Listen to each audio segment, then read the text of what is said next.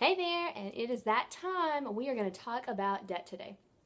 So, first off, you have to understand that debt is a mindset. We've kind of been taught, especially, it's not my generation, it's everyone. We've all been taught by culture that debt is acceptable, that it is expected, that you have to go into debt, you have to go to school longer and pay more student loans, you have to buy a car outside your price range. You have to have credit cards. You have to build credit and spend money on credit cards and manage those in order to be successful in life.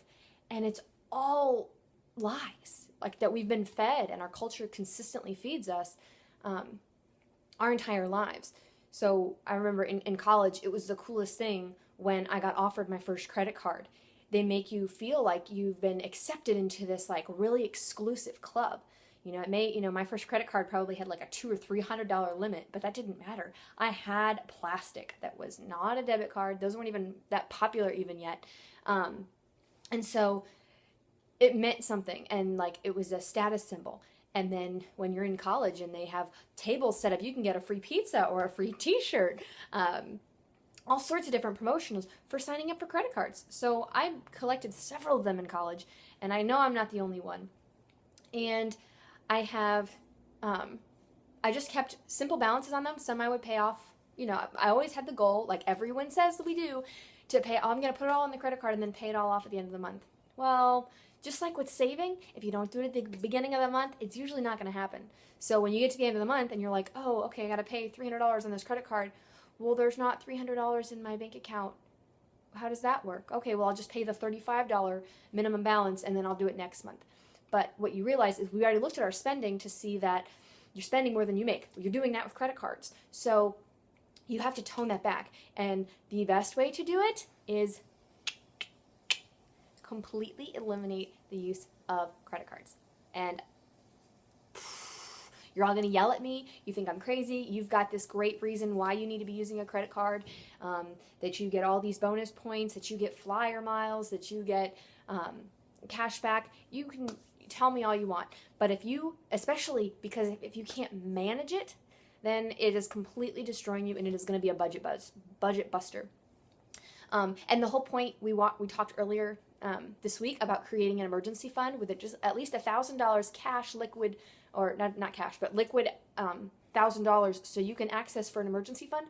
So those credit cards that you just keep just in case you have an emergency, get rid of them. Like you don't need that. You're creating that safety net within your own finances, so you don't need that.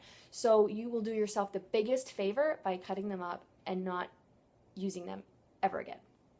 So I know you're all going to come out with me with the exceptions and why you still need it. That's on you. I'm telling you the best way to get your finances in alignment is to stop overspending, and which essentially stop using your credit cards, because that's what's allowing you to overspend. If you have to use your debit card, there's only so much money in this account, so I can't just buy what I want and then pay it off later. So credit cards are killing you. So that is not my opinion. That's Dave Ramsey's opinion, and I've lived it. I cut up all my credit cards. We have, we don't have credit card debt anymore, and it's awesome, and it's so freeing, and I highly recommend it. So moving on, I wanted to talk about a couple more money lies that we get told about debt. The first is lending money to a friend or family member is helping them. This is a really fine line that you don't want. I don't recommend crossing. A lot of times if someone is not managing their money, you handing them money is not going to make them manage it any better. It might help them out of a quick bind, but you're not going to get that money back in almost 99.9% of those circumstances. And then it messes with the family dynamic. I'm sure some of you have experienced that before, that it just kind of really starts, Thanksgiving dinner just doesn't taste the same when you're sitting across from somebody that owes you money. And it becomes a topic of a lot of conversations, or you avoid that person, and you don't want to do that with family or with good friends. So I just highly recommend don't lend money. Find other ways to help them. Or if you really do feel led to give. Don't loan. Give the money. If you really feel led to do it, give the money without expecting anything in return. Next, cosigning is bad. If you are younger and you had a parent or a friend co-sign like your first, college apartment or something like that, or now you've got a family member, as an adult, you've got a family member coming at you wanting you to co-sign something. That means that the bank looked at this person and said, no matter how much you love this person, the bank looked at them and said, you do not make enough money, or you are not fiscally responsible enough to handle this loan or this financial obligation. So we want somebody else that we know can pay for it to back you up. And it's such a simple thing. You think, oh, I'm just going to co-sign, I'm going to help them. They're not, they've promised me they're going to pay. That doesn't matter what they promise you, what they tell you. That debt is in your name when you co-sign, and they will come after you. You will most likely end up paying it, and you will be the one responsible that they're coming to. They're not even going to bother coming to that person once it gets behind. They're going to come straight to you because they know you're the one with the cash to be able to back that loan up. So don't co-sign.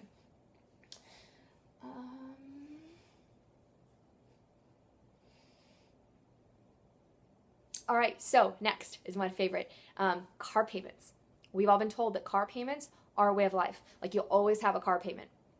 And that doesn't have to be the case. Ryan and I just purchased a car this year for the very first time. We've both purchased several cars, but they've all been used in cash. This is the first time we bought a new car, and we actually have our first car payment. But I am so excited to be able to pay that off. We have a payment schedule that's going to pay it off sooner than when we're supposed to, and so that's the only piece of debt that we're carrying right now is this car, and so I'm anxious to pay it off. But doesn't have to be a way of life that you have to always accompany a car payment into your schedule. If you have a car that you've paid cash for, congratulations, that's awesome. If you know that it's on the outs, maybe you start saving a car payment every month so you can start saving that cash to be able to buy a car. And to be honest, you don't need, if you want to live fancy now, that's you. But if you can live on less now, you're going to be able to live so much better later. And you're going to have that money to be able to spend on that later when you can afford it better. So don't think that you have to have a car payment. If you have a car payment that's crippling you, sell a car. Buy a car, cash, that you can afford. And you'll save so much money in the long run. Okay.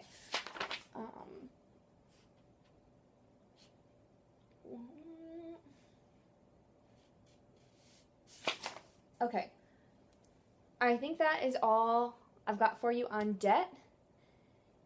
And my next video, I'm going to walk you through how to get started paying off your debts. All right?